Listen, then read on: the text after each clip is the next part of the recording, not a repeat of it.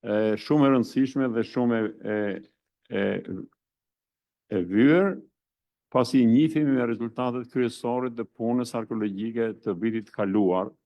Tradicionalisht, kjo lloj konference zhvillohet në çdo vit, siç jeni të ndjeni, dhe ku jeni të lutur, autorët janë të lutur të jenë sa më koncis dhe sa më racional në prezantimet e tyre, me qenë se janë 25 referime, koha nuk mund të jetë më e madhe pra se 15 minuta për prezantim. E para, e dyta, pyetjet do të jenë në fund të çdo seance, jo pas çdo prezantimi. Për çështje pragmatizmi. Kryetari i Akademisë Akademike Gjinushi, për shkak të agjendës së tij të ngjeshur, do të vi pak më vonë, rreth orës 10. Por meqense ne kemi programe është ngarkuar, ne vendosëm ta fillojmë që të fitojmë kohë. Atëherë, për Departamentin e Peristorisë, ftoj përgjegjësin e departamentit, Rovena Kurti, të drejtoj seancën.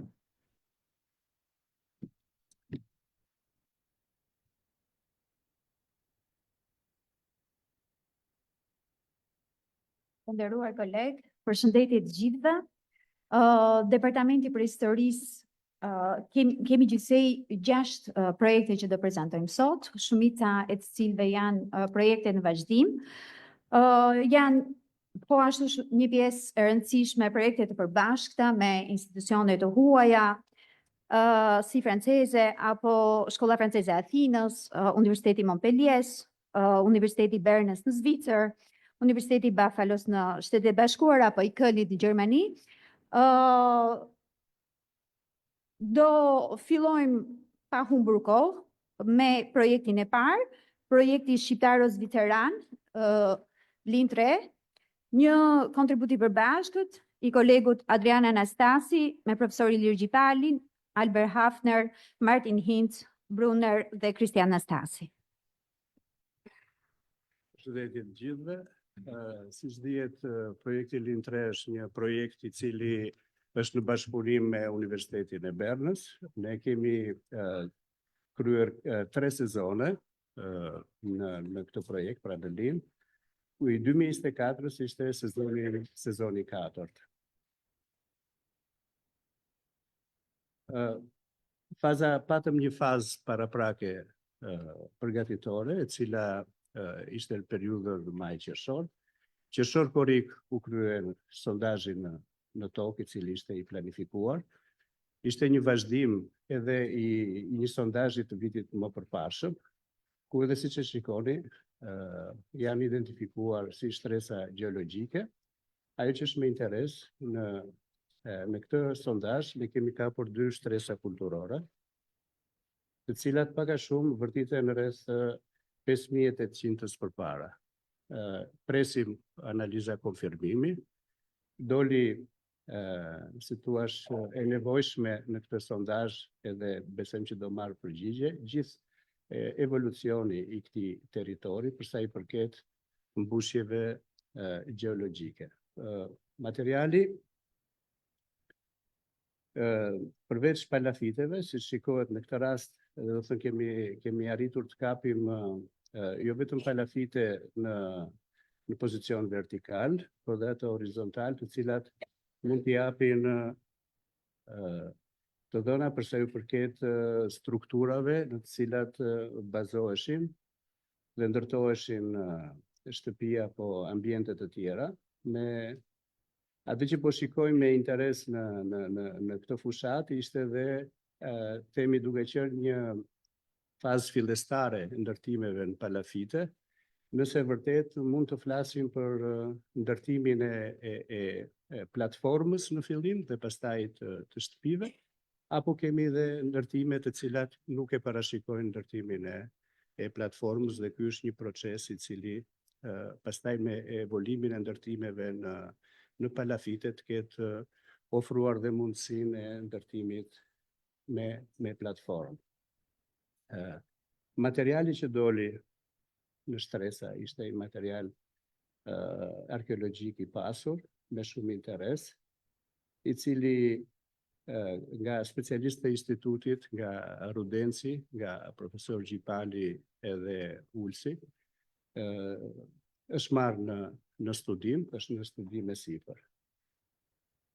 Bas përfundimit të sondazhit në tokë, ne kaluam në sondazhin në ujë, i cili lidhej me strategjinë që ne kishim vendosur për të gërmuar vitin e kaluar, i cili lidhej me të dhënat të cilat si dendrokronologjia dhe datimet absolute kishin afruar këtë skemë. Pra, kemi në sondazhin e 2021-shit, këtu, pra kemi arritur të kapim fazën 2 edhe fazën 3, ndërsa në sondazhet e 2023-shit edhe 2024-s kemi arritur të kapim fazën 3 edhe fazën 4, të cilat pak a shumë vërtiten tek 4.000 para Krishtit.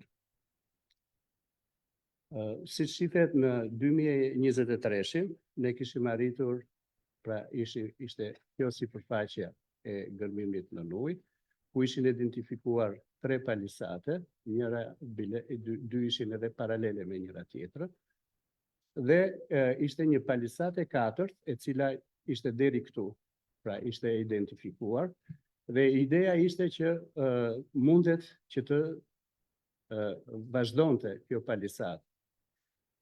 Dhe faktikisht gërmimet në ujë e konfirmuan zgjatimin e kësaj palisate, e cila është jashtë mase e rëndësishme për ekipin, për arsye se dihen këto format e ndërtimit në këtë periudhë, ku ajo që është interesante është që jo në vetvete thjesht palisati, por tash mund të marrim një orientim më të mirë për sa i përket edhe punës së dendrokronologëve për të parë si thuash, jo në kemi, po të identifikojmë shtëpitë të cilat ishin në funksion të këtij palisati.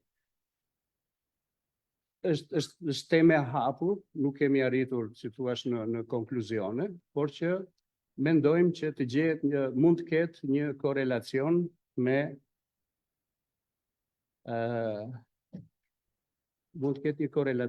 me identifikimin e 2 planimetrive këtu, të cilat janë në studim e sipër, ku mendojmë që të kemi 2 struktura të mundshme shtëpish, që është njëra në përmasa 12/4 dhe tjetra 10/4. Kjo të paktën na jep mundësinë që duke u koncentruar në këtë kronologji, të mundohemi të identifikojmë modelin e vendbanimit të asaj periudhe. Pak a shumë duke gërshetuar si të dhënat e datimeve absolute, ashtu edhe ato dendrokronologjike, mund të flasim, pra mund të bëjmë një konkluzion paraprak, ku kemi arritur, ku për herë të parë kemi të identifikuar fazën e parë, fazën më të hershme të neolitit mesëm, 5900-5500 para Krishtit. Pastaj kemi një fazë të dytë të zhvilluar të neolitit të mesëm, 5300-4800. Këtu jemi në strukturat e gërmimit të 2021-shit, ndërsa këtu kemi datimin e mjetit lundrus të pirogës që u identifikua në 2022-shin. Dhe që lidhet me ndërtimet e disa palisatave pranin e mbetjeve të strukturave banesave të tjera. Duke përfshirë kështu i periudhë kohore parafërsisht 2000 vjeçare. Pra, nisemi në, të themi, parafërsisht një datë 6.500-5.900 para Krishtit deri në 4.000 përpara.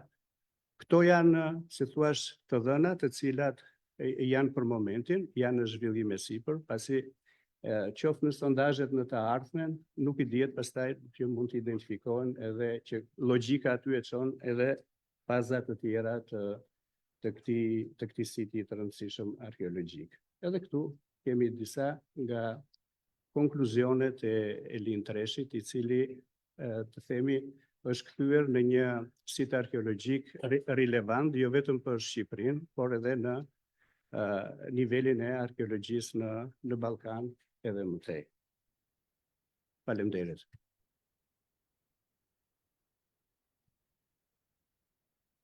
Faleminderit Adil. Vijojmë, kemi një ndryshim të vogël në renditje. Elvira Andoni do prezantoj sondazhe arkeologjike në vendbanimin e neolitit të hershëm në Pogradec.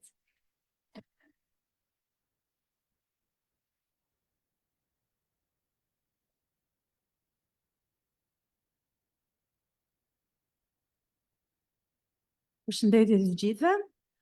Sondazhet arkeologjike në vendbanimin e neolitit të hershëm u kryen gjatë muajit tetor të vitit 2024. Këto gërmime u drejtuan nga unë me një ekip studentësh të diplomuar në Fakultetin Histori Filologji dhe një student gjerman nga Universiteti i Kölnit. Ekipi i specialistëve përbohet nga specialistë të Institutit të Arkeologjisë, por dhe specialistë të tjerë të cilët merren me arkeobotanikën, me studimin e kockave të kafshme dhe me datimet. Gërmimi arkeologjik në vitin 2024 pati për prioritet përcaktimin stratigrafik dhe shtrirjen e horizonteve të banimit, të cilët janë zbuluar gjatë 3 sezoneve të mëparshme. Marrjen e kampioneve sigurisht për datime radiokarbonike dhe për studimin e mbetjeve organike dhe për studimin e kafshëve në mënyrë të tillë që të studiojmë të gjitha aktivitetet ekonomike, studimin e mjedisit, madje edhe dietën ushqimore. Grumbullimin sigurisht të gjetjeve, të cilët do të na ndihmojë jo vetëm për studimin e materialit, por për të rindërtuar gjithashtu dhe botën shpirtërore dhe organizimin social të vendbanimit. Ndërsa në fokus, veçanërisht në fokus të sezonit të 4 në teren, ishte sqarimi i nivelit të dytë të banimit, të cilën e kemi zbuluar në 3 sezonet që kemi gërmuar, dhe rënojat e banesave të cilat janë shfaqur në kuadratin 1 dhe 3, nëse janë pjesë të njëjtës banesë apo ato janë banesa të ndryshme. Gërmimet arkeologjike në Pogradec janë kryer gjatë 4 sezoneve bashkë me vitin 2024, por përpara se të filloshin sondazhi i parë në vitin 2016, profesor Ilir Gjipali dhe profesor Petrika Lera kanë zhvilluar një gërmime sondazhi në të gjithë pjesën e vendbanimit për të parë shtrirjen e këtij vendbanimit, në të cilën u identifikuan atë kohë edhe zona qendrore e vendbanimit. Kuadrati i parë është gërmuar në vitin 2016, i dyti në 2022, i treti në 2023 dhe kuadrati i katërt me vija u gërmuar gjatë vitit 2024. Një panoramë shumë të shkurtër të gërmimeve që janë kryer më herët. Në 2016 ne gërmuam një kuadrat relativisht vogël me përmasa 2x2, të cilën zbuluam një strukturë me balë të pjekur, strukturë kompakte mbi të cilën gjetëm një pitos të madh, të cilën e kemi dhe restauruar, dhe në atë kohë për shkak të kufizimeve që kishte gërmimi, menduam që është ose një furrë për pjekjen e qeramikës ose një ambient banesa.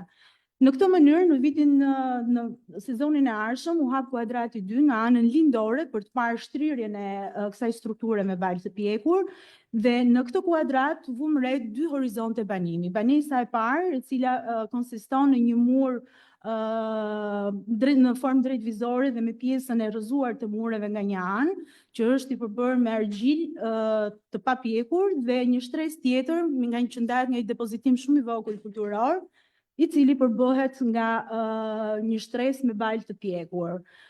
Sezonin e ardhshëm, sezonin e tretë, gërmuam kuadratin e tretë, i cili konsistonte jo vetëm për të parë shtrirjen e këtyre banesave, por gjithashtu edhe për të zbuluar sa më shumë të vendbanim. Dhe në 2024 gërmuam kuadratin 4. Në kuadratin 2 dhe 3 u dokumentuan 3 nivele të ndryshme banesash. Banesa e parë që sapo e përmenda që ishte me balë të pjekur, banesa e dytë e cila ishte me balë të papjekur, dhe në një hapësirë të vogël të kuadratit pa dashur të prisnim strukturat in situ të banesës së dytë, u thellua me gërmimin, ishte shumë e vështirë, mbas 1,50 m aty shfaqen urat nëntoksore dhe gërmimi bëhet shumë i vështirë edhe me anë të pompës.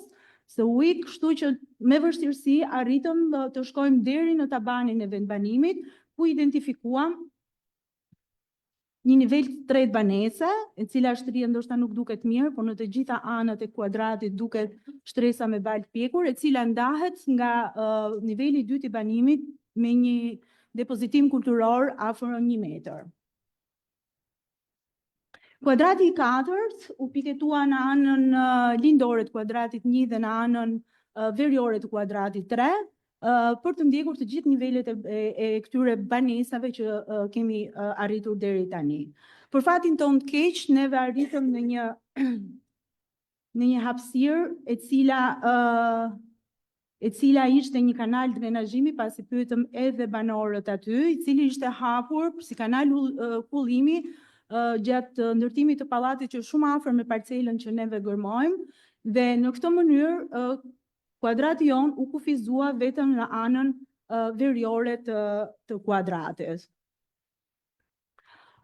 Me njëherë që në fillim të shtresës kulturore, vumre elementet e parë baltës së pjekur, të cilët ishin shtrirë kryesisht në përgjatë profilit verior të kuadratit, dhe një pjesë tjetër e cila në fakt e hoqëm në vazhdim sepse qëndronte mbi dhe nuk është se lidhej direkt me strukturën me balë të pjekur. Kjo strukturë me balë të pjekur që shtrihet në qendër të kuadratit, ishte në formën e një muri, veçanërisht kjo pjesa këtu, ishin si copa balë të pjekur të rreshtuara. Dërmimi në vazhdim, po na nxirrte një situatë tjetër, e cila tregonte që muri vazhdonte, kishim elemente të tjerë dhe në këtë pjesën jugore të profilit filluan të dilte edhe një shtresë muri.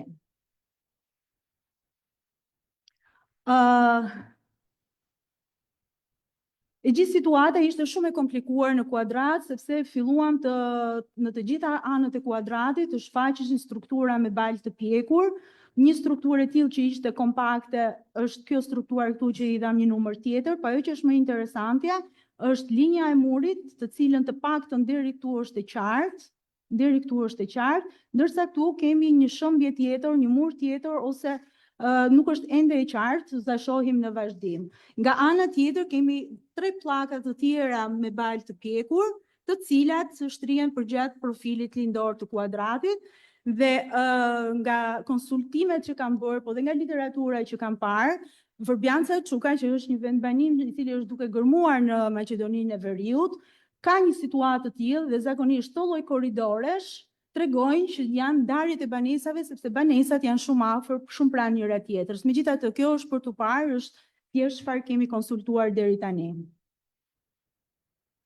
Këtu kam bërë një panoram tjetër të gjithë edhe një herë të strukturave që janë gjetur nga një pamje tjetër, janë po të njëjtat struktura që unë paraqita.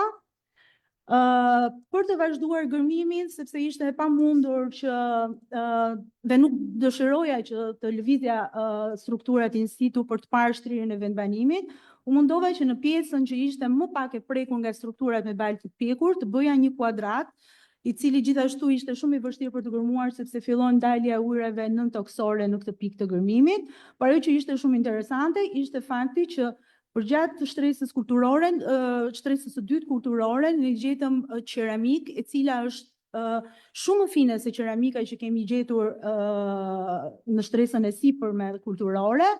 Kemi gjetur fragmente të dyshemeje në formë plastre, kemi gjetur dhe shumë kocka kafshës, për fat keq në pjesën e sipërme të shtresës kulturore, mbi baltën e pjekur, nuk gjetëm kocka kafshës të cilat mund na shërbejnë për datimin e kësaj shtrese, por ama në shtresën në vinim, në stresën më të hershme, u gjetën një numër i konsiderueshëm kocka kafshë. Edhe në këtë kuadrat arritëm në fund të tabanit, por ndryshe nga kuadrati 2 në të cilën e kapëm nivelin e 3 të banimit, në këtë shtresë nuk mundëm, megjithatë fragmentet e baltës së pjekur ishin të shpërhapura në këtë hapësirë të vogël. Tu kemi dhe stratigrafinë e kuadratit nëpërmjet profilit perëndimor, verior dhe lindor, i cili ishte më i qartë. Këtu është deri në këtë pjesë është shtresa e përzier, pastaj shtresa me ngjyrë të verdhë është një shtresë e cila është shtresë sterile dhe nga sa kam lexuar krijohet kryesisht në vendbanimet që janë pranë breglicheneve, ndërsa shtresa e holl tjetër me ngjyrë më të verdhë është një shtresë ranore të cilën e kemi identifikuar edhe në kuadratet e tjera, por jo në të gjithë shtrirjen e vendbanimit. Është shtresa ngjyrë kafe, e cila është me balë të pjekur dhe sondazhi i vogël i cili shkon. Gjithë shtresa kulturore është 2 metra, ndërsa nga sipërfaqja është 3 metër e 10 centimetra. Për t'ju kthyer qëllimit të gërmimit në Pogradec, ky ishte kuadrati i parë që neve gërmuam dhe për të dalë pastaj në shtresën me balë të pjekur në kuadratin tjetër, vëmë re që gjithë kjo shtresa kompakte vazhdon sepse kuadratin janë gjitur me njëri tjetrin dhe që ajo që është karakteristike për nga tiparet e kësaj strukture shtrihet deri në pjesën këtu. Pra, ajo që vëmë re është që kemi një shtrirje të baltës së pjekur që është kompakte, nuk janë copa thjesht balë të pjekur, ndërsa ky muri këtu që neve në fakt e kemi zhvendosur gjatë gërmimeve që kemi kryer në 2016, mund të lidhet pjesërisht me këtë murin këtu që kemi identifikuar në kuadratin 4 të gërmuar në vitin 2024. Përveç analizave të ndryshme në këtë vendbanim, synojmë të bëjmë dhe analizat e mikromorfologjisë për të parë shtresat kulturore të tokës.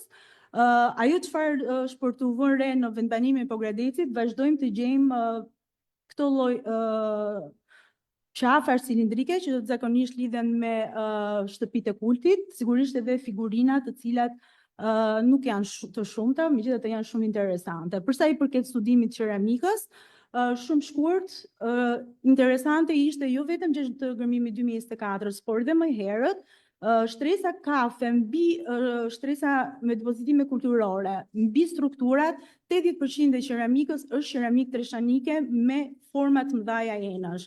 Pra, pitusi që ne kemi gjetur në vitin 2016 nuk është i rastishëm, nuk është një gjetje e zakonshme, sepse enë të tilla janë përdorur gjërësisht në vendbanimin e Pogradecit. Për këtë lloj qeramike, karakteristike është zbukurimi me barbotin, në cilën nga gjithë pjesa e qeramikës që kemi gjetur, mund të them që 1/5 e qeramikës është zbukuruar me barbotin. Për sa i përket formave të enës, dominojnë enët me forma të hapura, të cilat janë karakteristike për periudhën e neolitit të hershëm, fazën e vonë, por sigurisht dhe enët me qafë. Të pranishme janë dhe zbukurimet e tjera, si impreso, plastike e të tjera. Ju falenderoj.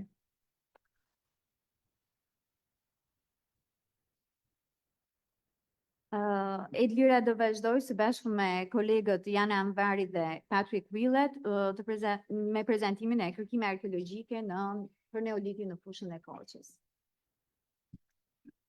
Gjatë muajve korrik gusht 2024, për afërsisht një periudhë 5 javore, u kryen kërkime në fushën e Korçës, të cilët konsistojnë në sondazhe në vendbanimin e neolitit mesëm në Luadir, si dhe survejime në 2 zonat malore, të cilët janë pjesë e projektit. Projekti është një bashkëpunim midis Institutit të Arkeologjisë, Universitetit të Kölnit dhe Universitetit Buffalo në Shtetet e Bashkuara. Ekipi është shumë i madh, përbëhet nga studentë me përfaqësinë e këtyre 3 institucioneve dhe nga Fakulteti Histori Filologji dhe specialistët e materialit, të cilët përbëhen kryesisht nga specialistë të Institutit të Arkeologjisë, por dhe universitetet të tjera në Europë, përveç Universitetit të Kölnit. Kontekstualizimi i neolitit në fushën e Korçës ka për synim të hetojë shtrirjen e vendbanimeve neolitike dhe strukturat e vendbanimeve në fushën e Korçës, studimin gjeomagnetik aty ku na lejohet për shkak të hapësirave dhe njëkohësisht nëpërmjet të dhënave që ne jep studimi i gjeomagnetikës, të kryejmë sondazhe në disa vendbanime të periudhës së neolitit. Gjithashtu, nëpërmjet këtij projekti dhe gërmimeve që ne synojmë të bëjmë, kërkojmë të kontribuojmë në datimin e vendbanimeve neolitike dhe nëpërmjet studimit të qeramikës nga survejet dhe sondazhet. studimin sigurisht të mbetjeve botanike, të faunës, studimin gjeologjik të shtresave të tokës, të zbulojmë vendbanime të reja nëpërmjet survejimeve në 2 zonat malore, si dhe të hulumtojmë rreth vendbanimeve neolitike në raport me peizazhin e tyre kulturor. Projekti synon njëkohësisht të kontribojë edhe për një mbrojtje më të mirë të vendbanimeve që janë pjesë të këtij projekti. Gjatë sezonit të vitit 2024, u kryen survejimet në 2 zonat malore, midis fushës së Korçës dhe liçenit të Prespës, dhe nga pjesa veriore e fushës së Korçës drejt liçenit të Ohrit. U kryen sondazhe në vendbanimin e neolitit të mesëm në Luadisht, u realizua një studim paraprak i materialit të gërmuar në Luadisht gjatë sezonit 2023, por dhe survejimeve të këtij sezoni, dhe sigurisht e thash për të punuar për një projekt për mbrojtjen e këtyre siteve. Në zonën 1, surveji u shtrik kryesisht për qark fshatit Tles, në të cilën u gjetën rreth 500 metra larg fshatit aktual, u gjetën disa objekte liktike të hershme, të cilat janë datuar në periudhën epigravetiane. Ndërsa në anën lindore, në anën jug perëndimore të fshatit, u gjetën përshëndrime me qeramik të periudhave të antikitetit të vonë, mesjetës dhe periudhës otomane. Ndërsa në zonën 2 të survejimit, surveji intensiv kishte një shtrirje më të gjerë dhe u përshëndruan kryesisht në zonën e Çëravës, në zonën përreth Blacës, në veri të fshatit Lumas dhe në fshatin Alaruk. Në Çëravë u gjet një përshëndrim të cilën e kishim identifikuar në fakt që në vitin 2023, të periudhës së bronzit të vonë dhe të periudhës së hekurit të hershëm, u gjet një përshëndrim i vogël, në cilën do të kthehemi edhe gjatë vitit 2025 me gjetje të periudhës neolitike dhe një përshëndrim me qeramik mesjetare dhe qeramik otomane si dhe materiale ndërtimi të kësaj periudhe. Ndërsa në përreth zonës së fshatit Blas, ne u fokusuam duke pyetur fshatarët e zonës, në treguan për praninë e një shpelle, të cilën e survejuan, por në shpellë u gjetën vetëm 2 fragmente të periudhës së bronzit, por në hapësirën rreth kësaj shpelle u gjetën gjetje të periudhës, objekte të stralli, të cilat nuk është datuar ende, por që bëhet fjalë për një bërtham diskoide prej radiolariti lokal. Ndërsa në fshatin Lumas kemi një përshëndrim tjetër me fragmente të periudhës së neolitit të mesëm dhe të periudhës së bronzit, por nuk janë pranë njëri tjetrit, ndërsa në fshatin Alaruk u identifikuan 3 shpella, prej të cilave u vizituan vetëm 2, për shkak se njëra nga shpellat ishte shumë e vështirë për të futur brenda. Por në afërsi të fshatit Alaruk u gjetën gjetje qeramike mesjetare dhe otomane, si dhe në largësi të tyre u gjetën edhe pak litik të zonës dhe pak objekte litike në zonën përreth. Gjithashtu u identifikua edhe një përqendrim tjetër me fragmente të shumta të periudhës otomane dhe material ndërtimi si dhe pak qeramik mesjetare.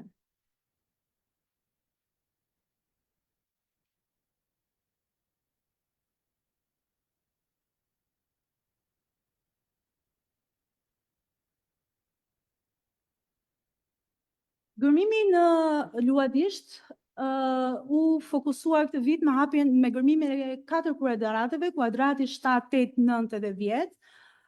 Në vitin 2023 ne gërmuam 6 kuadrate, prej të cilave kuadrati 1 dhe 4 kishte për synim për të zbuluar segmentet të hendekut që rrethon vendbanimin, ndërsa kuadratet 5 dhe 6 kishtin për synim të gërmonin në zonën brenda vendbanimit.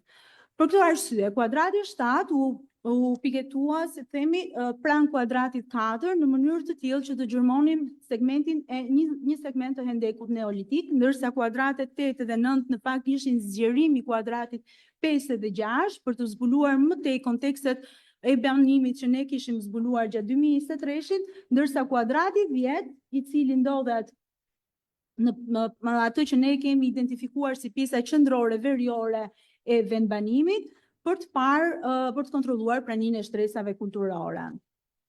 Kuadrati 7 që kishte për synim gjurmimin e hendekut neolitik nuk u arrit të zbuloj për shkak sepse shtresa deri në një farë pjesë ishte goxha e përzier dhe nga ana tjetër ne zgjeruam kuadratin për shkak se në pjesën veriore të kuadratit dhe qendrore patëm një përqendrim më të madh me gjetje dhe me gjetje të periudhës së neolitit mesëm dhe me gur të shumt. Kështu që në këtë hapësirë nuk arritëm të identifikojmë hendekun rrethues të vendbanimit që e kemi identifikuar deri tani në kuadratet 1 dhe 3. Ndërsa kuadrati 5 ishte zgjerim, kuadrati 5 ndodhet në këtë hapësirën këtu.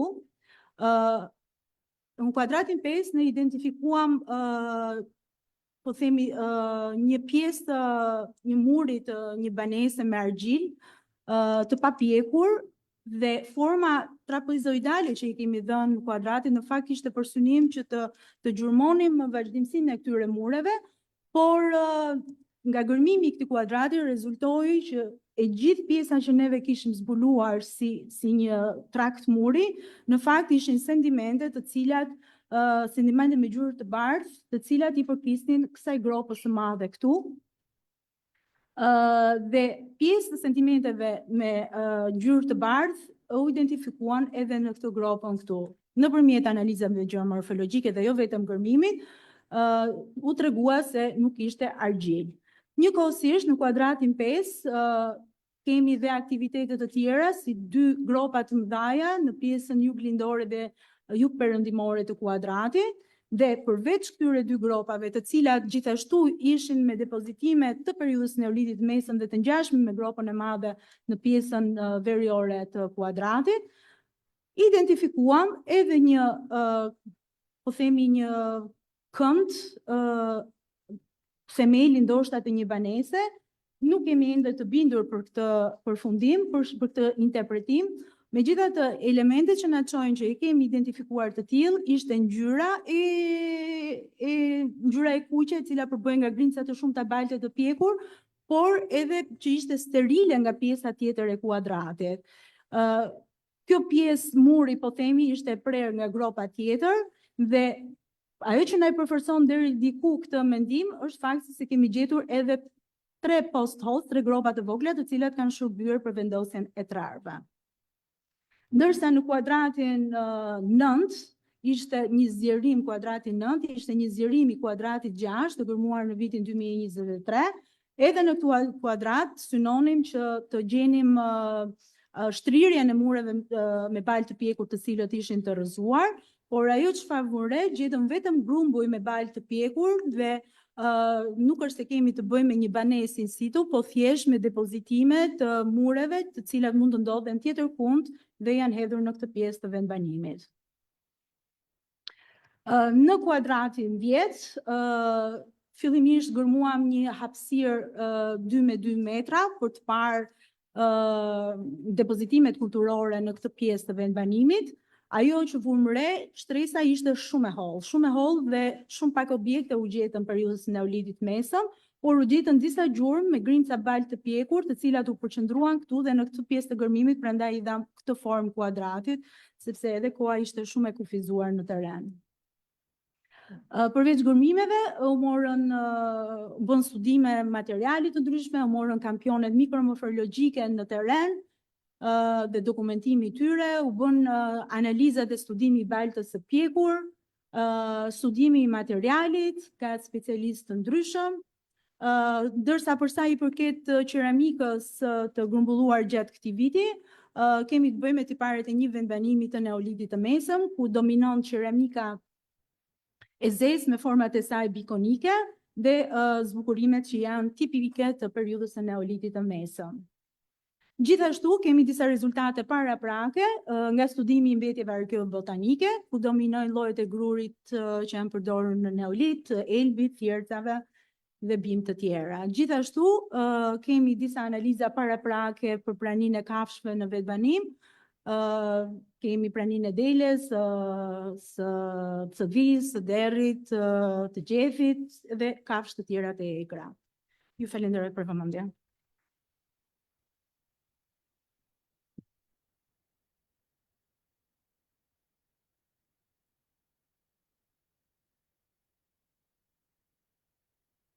Atëherë unë do vijoj me prezantimin e rezultateve të sezonit të tretë të gërmimeve në vendbanimin kodrinor të Barçit në zonën e Korçës.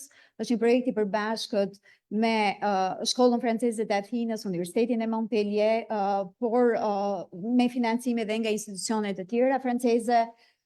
Projekti vitet e fundit bashkëpunimi shqiptar-francez, siç dhe ju tashmë e dini, ka dekada që punon në fushën e Korçës. Dhe vitet e fundit ne kemi hulumtuar kryesisht rreth dinamikës së zhvillimit vendbanimit, sidomos në periudhën e hekurit, dhe kjo nga disa pikpyetje dhe të dhëna që kishin dhënë si gërmimi në vendbanimin e Sorianit, por dhe rezultatet e survejimit të PALM, survej sistematik të pjesës veriore të fushës Korçës, të cilët na tregonin për një thyerje në zhvillimin e dinamikës së zhvillimit vendbanimit rreth shekullit 8 para erës sonë. Në kuadër të kësaj tematike kishim kryer survejime sistematike rreth fushës së Korçës dhe zgjodhëm për disa arsye vendbanimin e Barçit, jo vetëm nga të dhënat që na kishte dhënë materiali sipërfaqësor, por gjithashtu dhe nga disa të dhëna që njihnim më përpara nga pjesa e poshtme e fushës së Korçës. Vendbanimi i Barçit ndodhet në një nga majat kodrinore që ngrihen në lindje të fushës Korçës, është shumë pranë qytetit të Korçës, është në veri lindje rreth 1.7 kilometra në një maj. Në këtë maj kodrinore, e cila përbëhet në fakt nga dy maja kodrinore, që ndahen në mes nga një, po themi, nga një qafë më e butë dhe është pjesë rrethohet nga pjesa lindore dhe në gjithë pjesën veriore, ku zbret në fushë, përroi, është një përroi i thellë, pra shpati lindor edhe shpati verior janë shumë të thikët.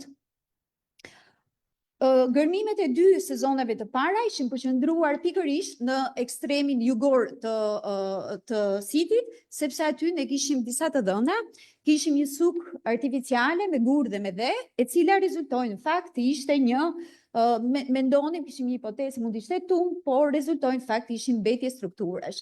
2 vitet e para të gërmimit, ne kishim dokumentuar 3 faza të përdorimit, të paktën 3 faza, dyshonim dhe për një më të hershmet, të cilat fillonin struktura katërkëndore përfaqësonte fazën më të fundit, me shumë mundësi datuar në fundin e periudhës helenistike, fillimin e periudhës romake. Periudha më e hershme ishte periudha e hekurit, ndërsa dhe pikërisht synimi këtë vit qëllimi i gërmimeve ishte të kuptoni më shumë mbi kronologjinë e sitit, por dhe natyrën e çdo faze të përdorimit. Kuptohet jemi në sipërfaqe shumë të vogël nga sipërfaqja totale e kreshës kodrinore, që është rreth 150 metra, ne jemi në një sipërfaqe, po themi, që lindje perëndim është 15 apo 20 metra dhe veri jug. E theksoj këtë sepse dua të tregoj intensitetin e depozitimeve pikërisht në këtë ekstrem të sitit. Në fakt është dhe zona që ka më shumë potencial për eksplorime. Kështu që këtë vit ne qëllimi ishte të gërmonim këtë rip që kishim lënë për ruajtjen e profileve, gjithë pjesën e brendshme të strukturës të shkonim deri në stratin shkëmbor, të gërmonim dhe rreth i qark strukturës për të kuptuar më shumë sidomos funksionimin e kësaj strukture, si ishte ndërtuar ajo, por edhe fazat më të hershme. Gjithashtu zhvilluam dhe 2 sondazhe, jo shumë larg strukturës në pjesën e sipërme të shpatit, të cilat gjithashtu rezultuan pozitive në rezultatet që na dhanë. Po e filloj me fazat që kemi dokumentuar deri më tani. Faza më e hershme është daton në periudhën e bronzit vonë, unë do i marr shkurtimisht me radhë më pas. Kemi fazën e dytë në periudhën e hekurit. Faza e tretë, për cilën është e vetme për cilën s'kemi datime absolute, duhet të datohet midis hekurit të zhvilluar në fakt dhe periudhës helenistike, Dhe faza e katërt, e cila duke të datojë në kalimin nga shekulli i parë para Krishtit në shekullin e parë të dytë pas Krishtit. Kemi gjithashtu dhe një fazë pas braktisje, për të cilën kemi gjithashtu të dhëna dhe datime absolute. Çfarë kemi nga faza e parë? Në fakt të kuptosh fazën më të hershme në Barç, duhet të shkojmë në shtratin shkëmbor. Kuptuam që shtrati shkëmbor është manipuluar dhe është punuar nga njeriu. Kemi këtu dokumentuar disa gropa me shumë mundësi për vendosje shtyllash në shtratin shkëmbor, siç i shohim këtu, në të gjithë hapësirën. Mendojmë që mund të lidhen me e kuptojmë që stratigrafikisht i takojmë se faza më të hershme të bronzit vonë, por është e vështirë kuptohet nga kaq të dhëna sa kemi deri më tani të flasim më tej se çfarë përfaqësojnë ato, ndoshta dhe rrethime apo banesa të kësaj periudhe, por elementi më i rëndësishëm i kësaj faze është ky ledh, një mur në formë ledhi, po themi, një rrethim. Dhe pse themi e kemi atë të periudhës së bronzit vonë, ky është, jemi në skajin fare këtu të sitit, ky është muri në formë ledhi. Ne bëm një sondazh në fakt, këtu kemi dhe në skajin e Gorcitit kemi më mirë të ruajtura, po themi gjithë depozitimet e kësaj faze, sepse më në veri janë prishur nga ndërhyrjet e ndryshme, ndërtimet e ndryshme të periudhave të tjera. Ky mur në fakt, të gjitha shtresat që mbulon ky mur, që janë më të hershme, na kanë dhënë një qeramik shumë të ndryshme nga faza që vjen më pas, periudha e hekurit. Kemi një mungesë absolute të qeramikës mat, për shembull, aq karakteristike për fazën më pas, por kemi përveç të dhënave nga qeramika, ne gërmuam një sondazh, u detyruam për arsye të kufizimit të kohës në këtë pjesën e ekstremit, po themi lindor të zonës së gërmimit këtu, për të kuptuar edhe lidhjen stratigrafike të këtij muri me këto shtresa më pas.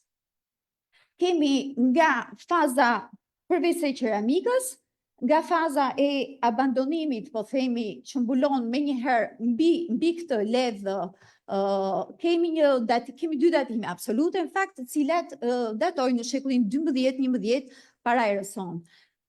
Përveç së kësaj, pra jemi në fazën e fundit të bronzit, çka tregon që në fakt ky rrethim, mund të mendojmë për një rrethim, është i prerë në një skaj nga banesa e mëvonshme dhe në skajin tjetër nga erozioni. Kemi gjithashtu nga ky nivel, po themi, kur ky mur i braktisjes, po themi, apo kur ky mur kishte dalë jashtë funksioni, kemi edhe qeramik të importuar, pak fragmente qeramike e Mikenase të periudhës në submikenase, në fakt, të cilat në fakt na japin elemente të forta datimi dhe do të thosha kemi të dhënat e para për absolute për datimin e një rrethimi me ledh të periudhës së bronzit vonë. Faza tjetër e periudhës së hekurit e kemi kryesisht në të gjithë sipërfaqen e zonës së gërmuar. Elementi që si vjet ne zbuluam strukturor, nuk kemi banesa, po themi elemente strukturor që i takojnë arkitekturës banesave të kësaj periudhe, por kemi disa të dhëna të tjera të rëndësishme që tregojnë për aktivitetin në këtë periudhë, si gjetëm si vjet këtë vatër, por edhe këtë vatër në pjesën qendrore brenda godinës. Vatra ishte mbuluar me rreth 100 fragmente qeramike, por e rëndësishme përveç se vatrës ishte i gjithë zona përreth saj, në këtë pjesën këtu ku na ruheshin, sepse këtu e kemi shumë të dëmtuar, po këtu ku ruaj më mirë, kemi elemente në fakt që na tregojnë për praninë e furave, siç kemi këtë zgarën prej qeramike tipike, po themi, dhe me një tipike e furave të pjekjes së qeramikës, por e kemi dhe në këtë ekstremin jugperëndimor të shpatit, siç e kemi dokumentuar në këtë profilin këtu. Pra kemi depozitime, në fakt nuk i gjejmë pak të zhvendosura, janë të dëmtuara, do të thosha unë, nuk i kemi gjetur in situ si fragment zgare që ishte këtu, por i gjithë terreni, pra nëse ka patur elementa apo fura, i gjejmë ato të shkatruara. Disa nga gjetjet e niveleve të periudhës hekurit janë të ndryshme, kemi disa objekte të prodhimit tekstilit, si këto bobina qeramike tipike, domethënë dhe me një kohë të gjatë për historisë së vonë të përdorimit, kemi vegla të ndryshme guri, një element po ashtu guri lëmuar që nuk e dim në fakt se çfarë përfaqëson. Qeramika e këtyre niveleve është një sasi e konsiderueshme, qeramika mat është ajo dominuese në fakt, është një cilësi shumë të mirë e cila përputhet edhe me datimin që ne supozojmë për këtë periudhë për cilin kemi dhe datime absoluta. Kemi dhe pak dekore të tjera, ka një përpjekje, në fakt mund të rikrijojmë, rindërtojmë disa enë me pikturim mat, është duke punuar specialisti që merret me këtë punë. Për sa i përket kronologjisë, datimet absolute të kësaj faze qëndrojnë midis shekullit, kemi 6 datime absolute, midis shekullit të 8 dhe shekullit të 6 para erës sonë. Çka tregon që ndoshta mund të kemi një, po themi, një hiatus nga periudha e bronzit të vonë, por kjo ngelet vetëm për të sqaruar më pas nga studimi i qeramikës. Faza tjetër është ky mur që shohim këtu në këtë skicë thjesht, jemi duke punuar mbi planimetrin. Në fakt është një mur rrethues i cili mbivendoset fazës së hekurit qartë. Është i ndërprerë, kemi zbuluar si vjet përmes sondazhit, kemi zbuluar të pjesës perëndimore një segment të këtij muri, një segment jashtë godinës dhe segmenti që kishim zbuluar vitin e kaluar. Duket një mur rrethues që me shumë mundësi duhet të datoj, sepse s'kemi në fakt asnjë nivel banimi që na ndihmoj për datimin e këtij muri, por duhet të datoj midis fazës hekurit, po themi, dhe periudhës helenistike.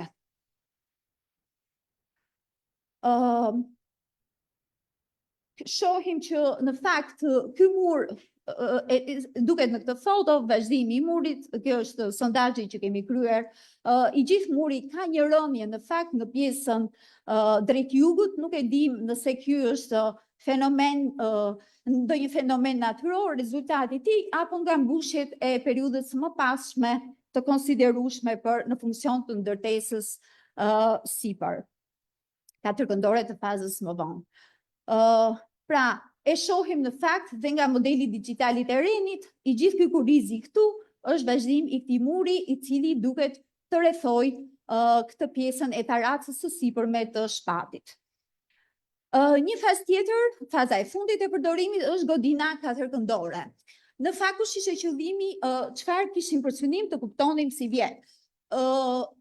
Kishim për qëllim të kuptonim, nuk kemi asnjë nivel banimi nga kjo godinë në fakt, por vitin e kaluar kishim dyshime që në funksion të themeleve dhe po themi të dhënies madhështi të kësaj godine në majën kodrinore, kishim mbushje të konsiderueshme të bëra nga njeriu në fakt. Ishte mbushje e cila ky është profili perëndimor këtu, arrin më shumë se 1 metër, 1 metër e gjysmë, dhe ky i mbështetet murit. Pra, kuptuam që e gjithë kjo pjesa perëndimore e kodrës është e mbushur për të krijuar jo vetëm stabilitet të themeleve të kësaj godine katërkëndore, por dhe një, po themi, bazament në pjesën platform, po themi, për ta bërë atë të dukej më madhështore par nga pjesa perëndimore, nga fusha.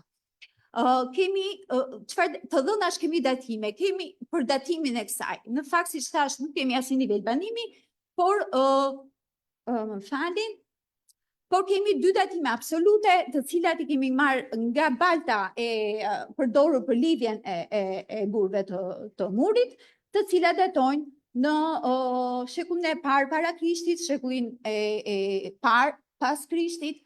Këto janë dy tregues që ne konsiderojmë të rëndësishëm, por kuptohet që dhe studimi i qeramikës nga specialisti për katës është duke u kryer dhe do na japi më shumë të dhëna, por lidhur me datimin e kësaj faze. Qeramika e Servejit në fakt na tregon për një përfaqësim të rëndësishëm të kësaj periudhe, fundit periudhës helenistike, apo fillimi i periudhës perandorake romake.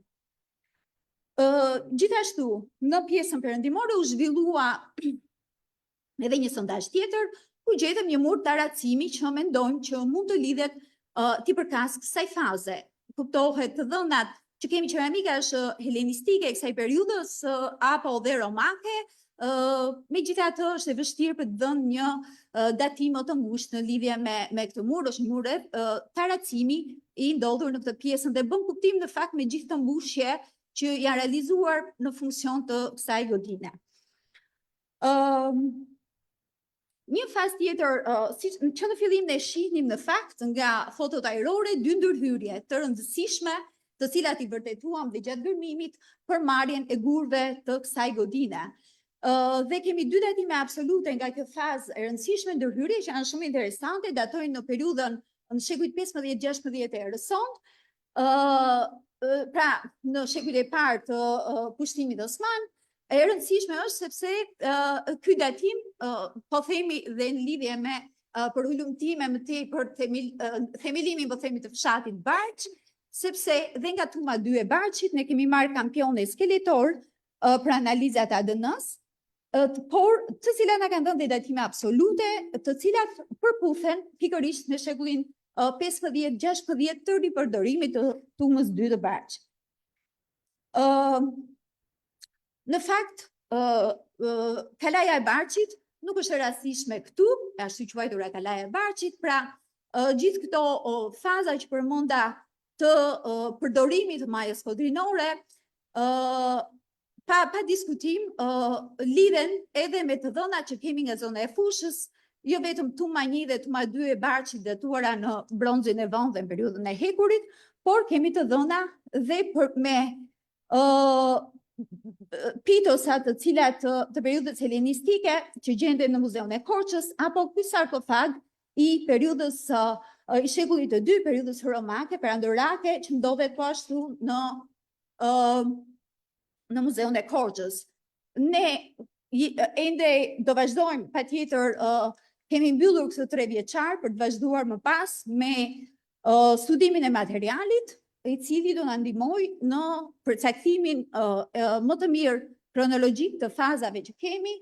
E rëndësishme është sidomos për sa i përket dhe qëllimit që ne kishim shekullit 8 para erës sonë, shohim që kemi një, po themi, rimarrje të sitit pikërisht në këtë periudhë të rëndësishme të zhvillimit të thyerjes së dinamikave të vendbanimit në zonën fushore, por një periudhë e cila ka ndryshime të tjera dhe të strukturës sociale, siç na kanë dhënë të dhënat nga tumat në fushën e Korçës. Ju falenderoj.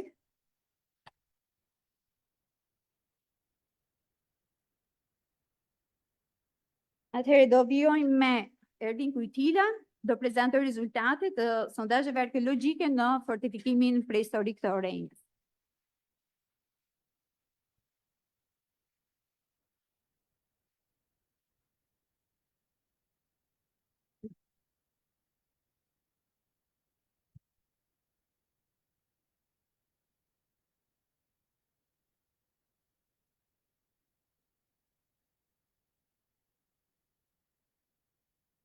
Përshëndetje të gjithëve.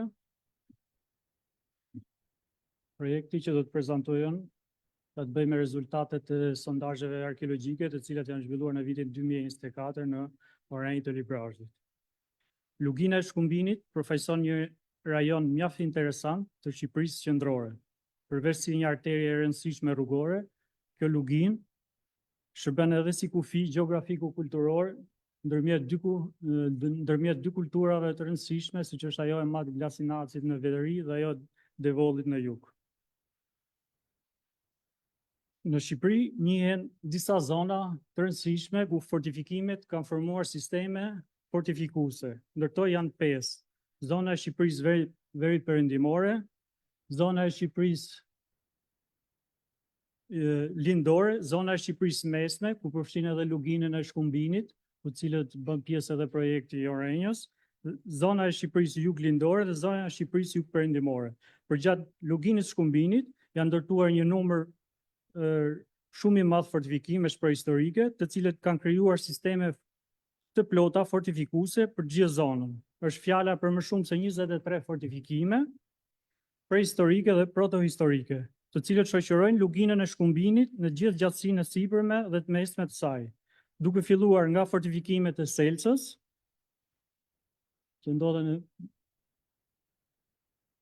në pjesën më të largët të luginës Shkumbinit, dhe pastaj përfundojnë me fortifikimin e Sarakut, i cili ndodhet në zonën e Peqinit.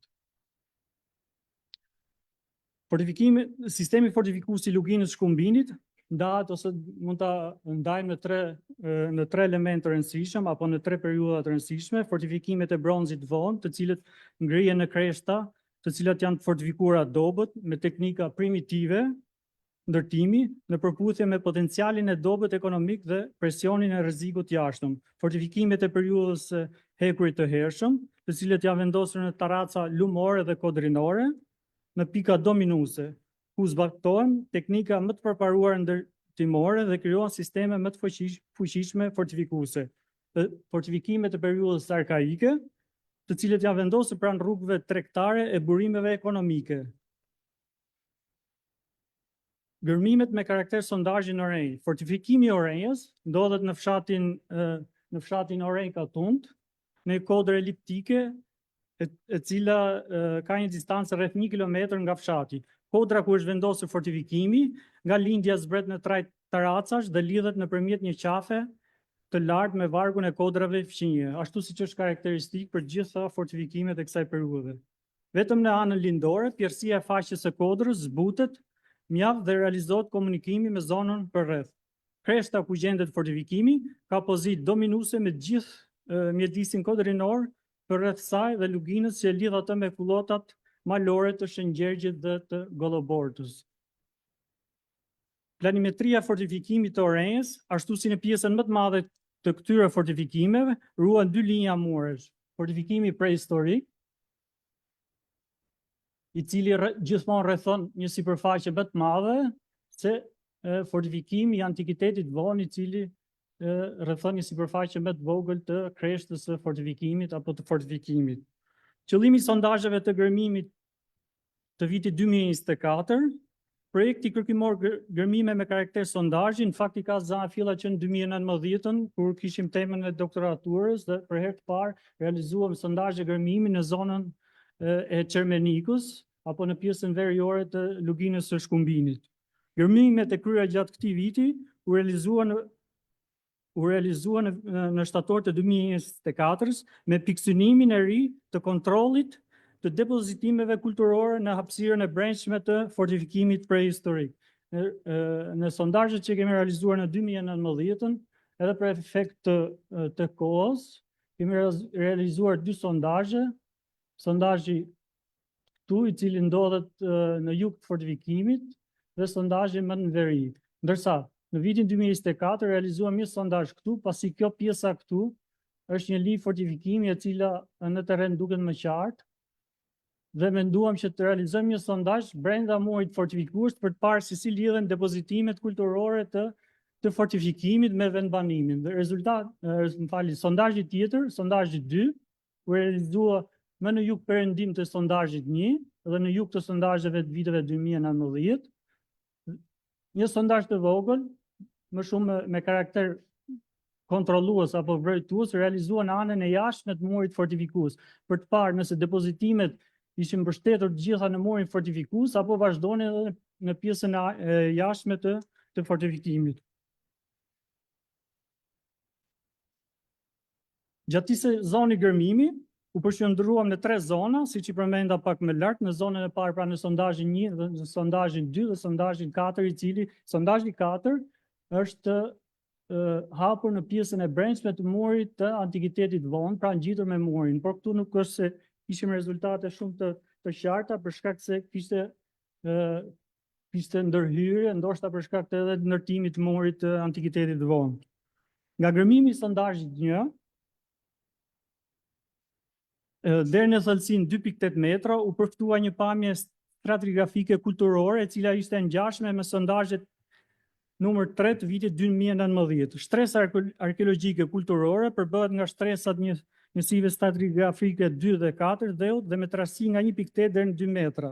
Nga pikpamja kronologjike, fillimet e jetës i referohen periudhët e bronzit hershëm, njësia 7 dhe 9, ndërsa depozitimet e njësive të tjera, të cilet janë të mbivendosura me njësinë 7, shtresa 3 dhe 2 dheut, i referohen periudhës e bronzit vonë. Për secilën nga shtresat në sondazhin 1, morëm të dhëna mjaftueshme arkeologjike, fragmente enash të ngji për të bërë edhe datimin e mundshëm radiokarbonik. Pas mbarimit të sondazhit 1, vazhduam me sondazhin 2, i cili, siç e përmenda pak më lart, pra ndodhet në jug perëndim të sondazhit 1. Aty ku linja e fortifikimit ishte shumë më e dukshme si në rastin e parë. Si fillim menduam që të hapim sondazhin, pra siç e përmenda sondazhi 2, filluam të hapim sondazhin 2-1, duke parë më pas nëse do kishim mundësi të afroheshim më shumë murit fortifikues apo do ishim gjithë me fasadën. Pasi zbritëm disa centimetra, pam që muri ishte pak më në jug, kështu që u detyruam që ta hapim sondazhin dhe ta bëjmë rreth 2-2. Nga gërmimi i sondazhit 2 deri në thellësinë 2.4 metra u përfitua një material shumë i pasur arkeologjik dhe një pamje më e qartë stratigrafike. Gjithashtu morëm informacion të qartë të shtresës kulturore e cila lidhet me fundin e murit ose thënë ndryshe me themelin e fortifikimit, duke qenë se ishin në të njëjta kuota.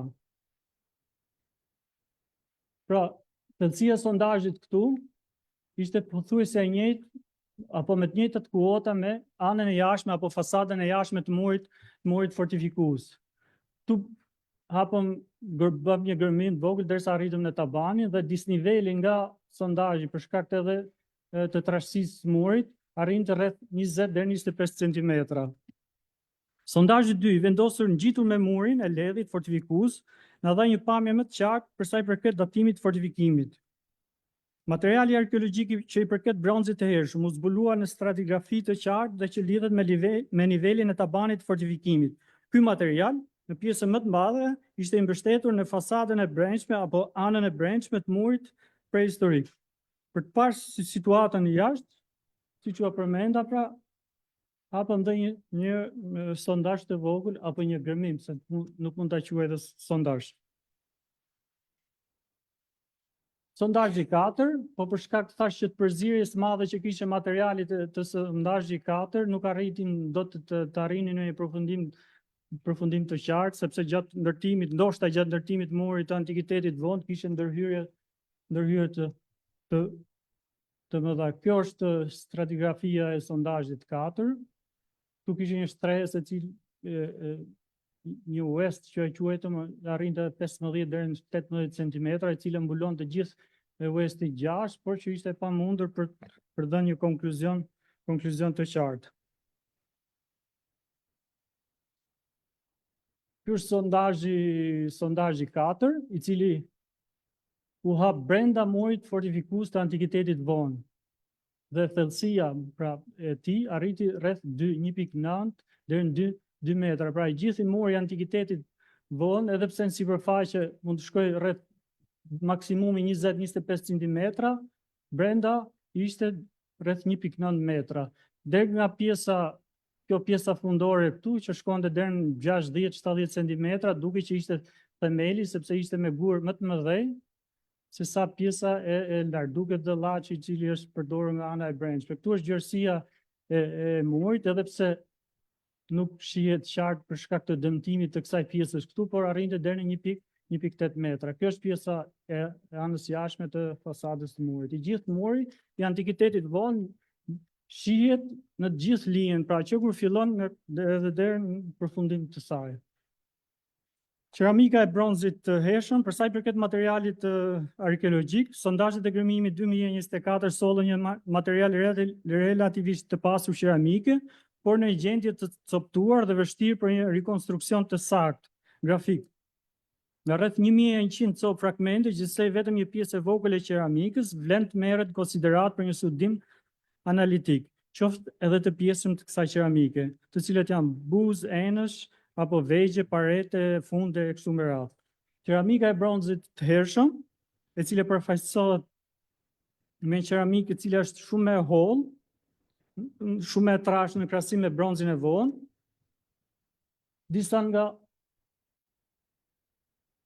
Disa nga fragmentet e enëve të qeramikës që i përket periudhës bronzit e hershëm janë enë me tasat buzë të sheshtë, fragmente enë me buzë të prerë pjertas, që është dhe me karakteristike. Për sa i përket veglave të punës, kemi vetëm një, në këtë rast, ashtu dhe sondazhet e 2019-s, kemi një rrotë boshti, prebalte, e cila është në trajt sferike dhe është e shtypur në dy anët. Qeramika e bronzit vonë është më shumë në numër dhe më e pasur në forma dhe dekore. Qeramika është përfaqësuar nga disa tipe enësh, tasa me trup gjysmë sferik, kantare me trup gjysmë sferik dhe vegje të ngritura me buzë, tasa gjysmë sferik me buzë të drejta dhe vegje horizontale, enë me qafë të shkurtër. Për sa i përket dekorit, në qeramikën e shtresës së bronzit vonë deshin disa forma dekorësh, enë me dekor shiritor, me plastik me grobëzim me gishti, enë me pull plastike, enë me tas dekor plastik zbukuruar me ornamente, të cilat i gjejmë edhe në vendbanime të tjera, si në rastin e Zagorës, si në rastin e Shkodrës, Gajtan Njishit, Manazdrenit dhe kështu me radhë. Fundet e enëve, edhe në gërmimet e sondazheve të vitit 2019, kemi hasur me pothuajse me enë të ngjashme. Fundet e enëve i kishim në dy lloje apo në dy kategori, enë apo funde me anë të profiluar dhe me anë të pa profiluar. Ky tip përbën me shumicën e ekzemplarëve që janë zbuluar dhe janë funde të cilat për sa i përket qeramikës janë shumë trashanike.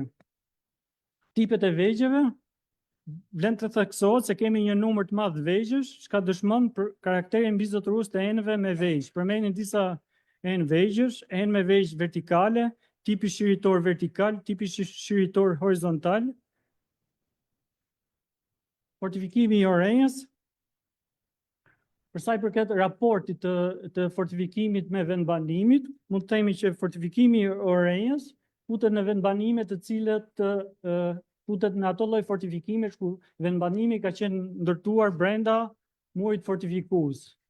Ndërsa tipi tjetër planimetrik është i atyre vendbanimeve të cilat atyre fortifikime të cilët vendbanimin e kanë jashtë murit fortifikues, siç është rasti i Selcës dhe i Belshit. Tu kemi disa foto të murit të antikitetit vonë. Gjithë kjo me pika të kuqe, nëse shihet mirë, është linja pra e murit të antikitetit vonë që shihet në gjithë pjesën, ndërsa pjesa me zezë është muri prehistorik. Pothuajse në gjithë linjën muri i antikitetit vonë ruhet në këtë lartësi. Brenda murit të antikitetit vonë kemi shumë gjurmë banesash, të cilat i shohim që janë të pasur edhe me material arkeologjik, por për shkak edhe të kohës kufizuar, nuk është se jemi marrë shumë me këtë pjesë. Gjerësia e murit të antikitetit vonë.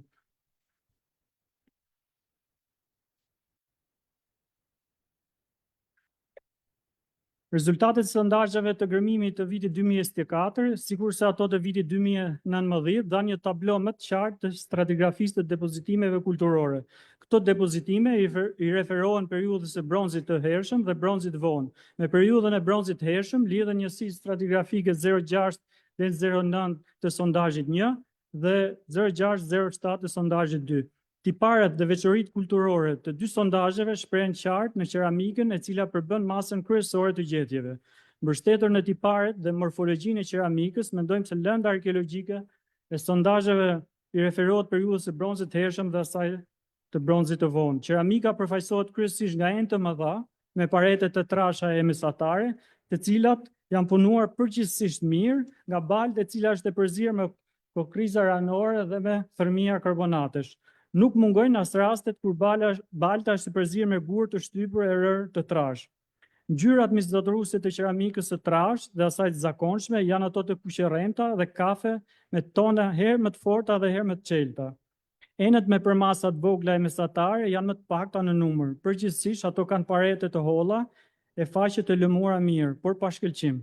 Për sa i përket ngjyrës, mbizotërojnë nuancat e kuqerremta e kafe me pak ngjyra gri e errët. Materiali arkeologjik i përbërë tërësisht nga qeramika kronologjikisht i referohet periudhës së bronzit të hershëm ose orej 1 dhe periudha e bronzit vonë ose orej 2. Gjatë analizës krahasuese të qeramikës, kemi tërhequr vëmendje edhe në paralelizmat tipologjik e kronologjik që vjen re me qeramikën e vendgjetjeve të prehistorisë të cilat janë zbuluar më parë në Maliq, Manazdren, Shkodër, Topojan, Leshan, Zagore e tjerë. Vlen të theksohet që për të arritur në një konkluzion sa më të saktë, duhet presim edhe rezultatet e analizave radiokarbon C14 nga kampionet e karbonit të cilat kemi marrë gjatë gërmimit. Atëherë, së bashku me analizat krahasuese të qeramikës, do mund të përcaktojmë edhe fazat e zhvillimit të fortifikimit prehistorik të Orenjës. Faleminderit. Kam dhe një, nëse hapet ajo video e fundit? Atëherë vijojmë me Adriana Anastasin, i cili do prezantojë hartën arkeologjike nënujore të projektit Bregdetit Shqiptar viti 2024. Nuk hapet.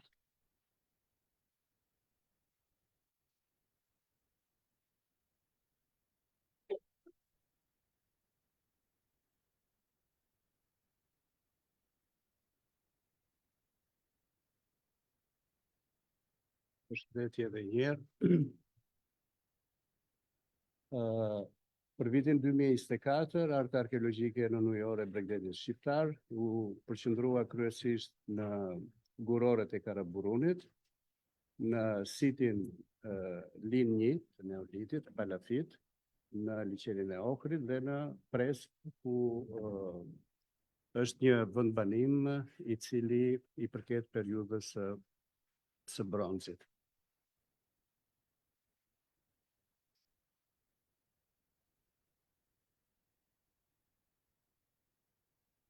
Këtu jemi pjesë e organizimit për studimin e guroreve të Karaburunit.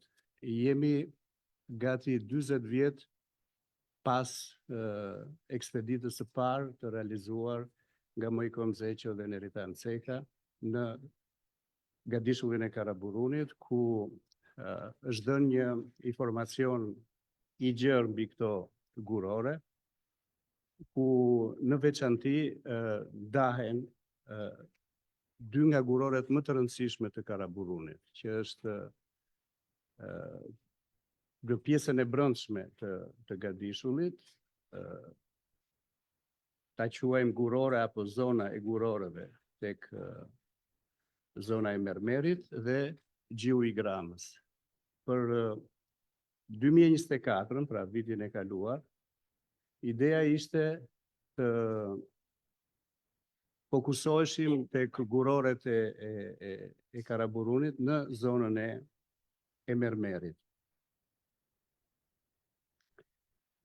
Si shifet dhe në modelin digital, kemi të bëjmë me guroren më të rëndësishme, guroria numër 2 e Mermerit, në të cilën pavarësisht rrugës, kemi një shfrytëzim në këtë sipërfaqe të gurores, gjithashtu kemi dhe një pjesë tjetër, ta quajmë anësore, ku nuk e di për qëllime janë për të identifikuar, por kanë qenë qëllimet e shfrytëzimit në pjesën anësore të kësaj guroreje.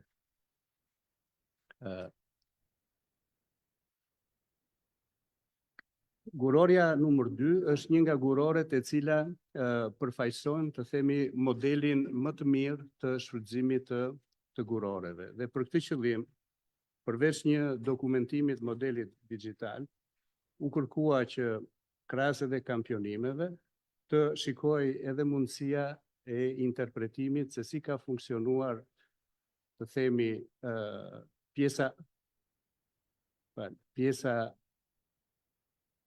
e transportit, pra në çfarë mënyre, kush ka qenë mënyra në cilën afroheshin anijet për tu ngarkuar, gjithashtu të merreshin dhe të dhënat sakta, të cilat kishin bënin me matjen e nivelit, lëvizjes së nivelit të detit, nga ajo periudhë deri në periudhën e sotme, për një interpretim më të mirë, jo vetëm për zonën e Gurorëve, por edhe për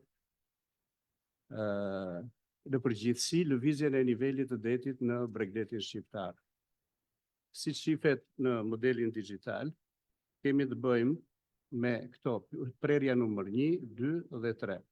Pavarësisht shqetësimeve të kësaj natyre, duket tendenca në të cilat, si thuash, vjen pjesa e profilit të këtyre gurorëve, që duhet pranuar, të paktën dhënat këto ofrojnë, që këto kanë qenë platforma në të cilat jo vetëm që është shfrytzuar materiali, pra sigurore, por këtu është ndërtuar dhe një mbushje e madhe, e cila reflektohet në këtë profil, dhe ku mendohet që të paktën nga matjet kanë një problem i cili është duke u interpretuar, për arsye se lidhet edhe me baticën dhe zbaticën e nivelit të detit.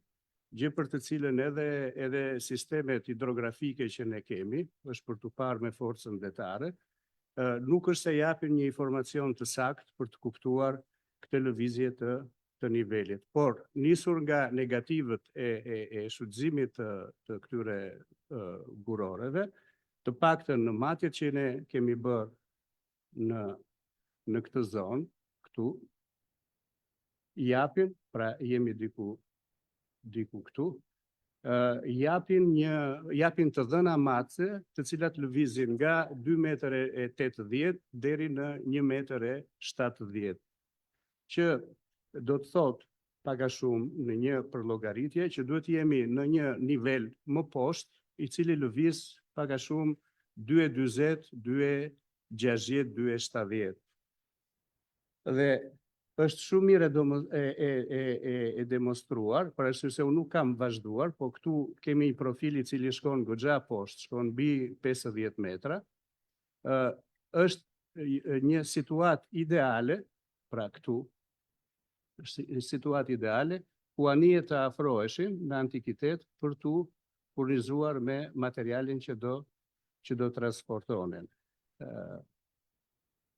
Duhet marrë në konsiderat që në atë kohë e vetmja forcë shtytse ishte forca e erës, kështu që në një Bregdet i cili përfaqëson këtë tip morfologjie, është shumë e vështirë dhe kërkon kapacitete naviguese që ti të kesh mundësi dhe të afrohesh për të bërë këto lloj manovrash, gjë që tregon që në atë periudhë jo vetëm ishin të aftë ta kryenin këtë, nuk dim gjë akoma mbi tipologjinë e anijeve që përdoreshin. Për shembull, në rastin e Orikumit mund të supozojmë që mund të jenë përdorur edhe zadra ose anije skaf, të cilat të shërbenin thjesht për të transportuar materialin, por që mos kishin aftësi lundruese në mënyrë autonome. Ose mund të kryeshin pastaj dhe me anije transporti, të cilat e kishin këtë mundësi, pasi në vetë konstruksionin e tyre në atë periudhë ishin të formës pak a shumë vezake, drejt rumbullakosjes, të cilat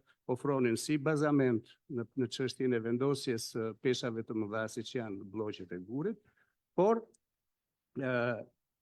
jepnin edhe një mundësi të vogël për të ulur në respekt, duke respektuar nivelin e detit nga ngarkesa e madhe që ato mund të merrnin. Dhe si thuash, bëni një diferencë nga embarkacionet të ulta, të vogla, të cilat do të thonë kishin shumë problem këtë pjesën e afrimit të tyre në këtë Bregdet. Është pak a shumë forma më e mirë e themi funksionimit, të paktën me njohuritë e deri tanishme, të një guroreje tipike. Dhe këtu shikohen edhe modulet në negativ, që janë shkëputur, edhe lëvizin, domethënë, për masat e këtyre moduleve nga 2 metër deri në 70, me gjerësi që shkojnë nga 40 deri në 70. Ajo që është interesante është që lartësia e këtyre moduleve, qoftë me të dhënat e 40 viteve më përpara, qoftë edhe me të dhënat e tanishme, janë module fikse që respektojnë këtë gjysmë metrit lartësisë, e cila domethënë duhet ketë qenë një modul i kohës, duhet ketë qenë një modul i cili ju interesonte atyre në shkëputjen e bloqeve, por që kjo është ajo që na ka rënë në sy. Një diçka tjetër, dhe domethënë është të themi një model pune, nuk do të thotë që është e gjitha e përfunduar si studim. Është folur shumë për shfrytëzimin e guroreve, sidomos të guroreve të Karaburunit, po dhe të asaj të ujit ftohtë, nga qytetet të cilat e kanë pasur problem lëndën e parë, siç është Epidamni, siç është Apollonia, Triporti, ndoshta më pak edhe Orikumi. Kështu që ideja ishte për të kuptuar që nëpërmjet analizave petrografike, vërtet ne, si thua, e dim ose kuptohet me sy që këto qytete kanë importuar nga Karaburuni dhe që është edhe rruga më logjike ekonomike që këta të merrnin materiale nga Karaburuni. Por nga cilat gurore vinte kjo lëndë e parë për këto qytete?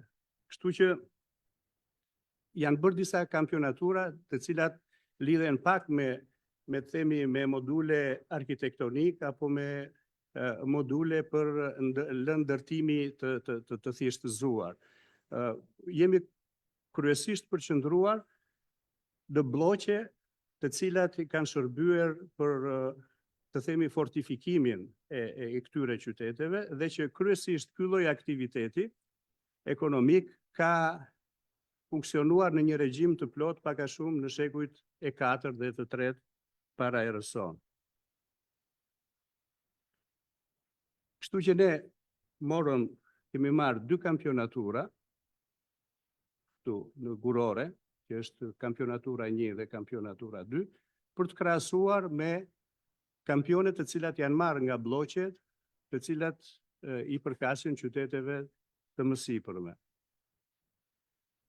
Në rastin e Epidamnit, kemi marrë gjithsej 8 kampione, nga të cilat, nga këto 8, numër 4 edhe numër 8 i janë përgjigjur ngjashmërisë me guroren numër 2 të Mermerit.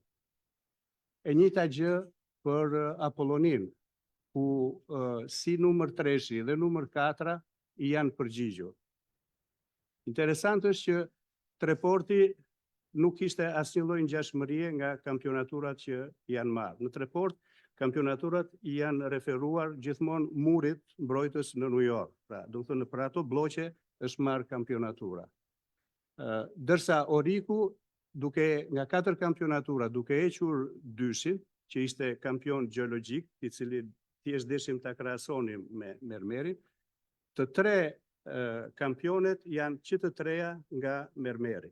Po duhet keni edhe një e ritheksoj parasysh që nuk ka funksionuar vetëm Mermeri, ka funksionuar dhe uji ftohtë, ka funksionuar edhe Grama. Pra, deri tashti Mermeri këto lloj ngjashmërish dhe këtë vërteton të transportit që ka funksionuar ndërmjet këtyre qyteteve bregdetare me lëndën e parë e cila sigurohej në Karaburun. Çfarë ka një problem tjetër të madh që vihet re. Besoj që këtë e kanë hasur edhe 40 vjet përpara. Këto gurore, duke qenë një periudhë gjatë që nuk janë shfrytëzuar, për një studim më të mirë të tyre, duhet dhe kërkojnë një sforcim të madh për tu pastruar. Pra duhen pastruar qoftë nga rrëshqitjet e Karaburunit në shekuj, po duhen pastruar edhe nga vegetacioni. vetëm në këtë mënyrë ne do të arrijmë që të fillojmë dhe të kuptojmë dhe të përzgjedhim modulet të cilat mund të kenë edhe ngjashmëri pastaj me këto qytete bregdetare. Është një punë në proces, në të cilën besoj që do kërkoj kohë, por ajo që ne synojmë është të bëjmë një verifikim me guroren e ujit të ftohtë, si sillet me këto qytete, ndërkohë është për tu parë dhe një nga guroret më të rëndësishme që është gurorja e gjiu të Gramës, e cila ngelet për tu verifikuar në të ardhmen. Gjithashtu synohet që të kemi një hartë ku përveç modeleve digjitale të kemi të integruara të mëdha të vogla të gjitha tipologjitë e guroreve të Karaburunit. Ndërkohë u punua në linjë për krijimin e modelit digital. Këtu është vendbanimi, i cili shtrihet edhe në ujë, po edhe në tokë. Dhe ndërkohë që u punua për krijimin e modelit digital, kishim një verifikim të pakryer nga vitet e mëparshme, nga fshati Lin deri në vendbanimin e Linjishit, për tu parë se mund të kishte mjete lundruese në korelacion me sitin, mund të kishte spostime të vetë sitit, por që rezultatet kanë qenë negative. E njëjta gjë ka funksionuar dhe me Prespër-1. Këtu është vendbanimi ai të cilin ne kemi bërë një datim absolut, që është i 1400 para Krishtit, i periudhës së bronzit, por duke parë dinamikën se si është zhvilluar gërmimet që kanë kryer në Kallamas, rasti më optimist është që brenda, do të thënë, kësaj sipërfaqe, e cila jo vetëm përkon me kërkimet dhe me gjetjet tona, por edhe me gjetjet të cilat gjej një rast falenderoj gjithë peshkatarët e zonës, të cilët na kanë ofruar informacion se ku me rrjetat e tyre arrinin që të kapnin material. Është një sipërfaqe shumë e madhe dhe pak a shumë përmblidhet në këtë territor. Parashikimet janë që më optimistja është që të 3 fazat e bronzit jenë në ujë. Por të paktën me tendencat ose me çfarë shohim ne, ka shumë mundësi që të paktën bronzi mesëm edhe bronzi vonë të jenë të përfshira në këtë vendbanim. Janë punë që janë në proces. Unë besoj që me grupin ne do rikthehemi, po pa pritur, si thuaç, lejat e reja, po me lejat e vjetra mundet të rikthehemi për të përfunduar të paktën modelin digital në këto 2 site në periudhën e prillit ose ndoshta në fillimin e majit. Faleminderit.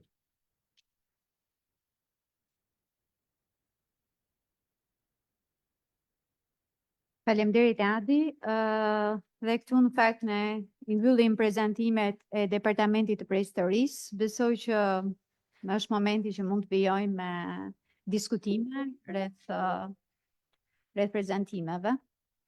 Nëse ka një pyetje.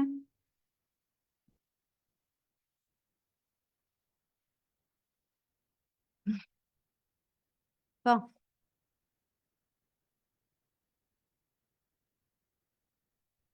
Përshëndetje. Desha të pyesja Adriana Anastasin lidhje me guroret që sapo prezantoi. Ju thatë që keni marrë kampionat dhe keni gjetë krahasime si në Apolloni, si në Durrës, me disa nga blloqet që keni krahasuar. A mund të më thoni diçka në lidhje me karakteristikat e gurit që keni gjetë krahasime?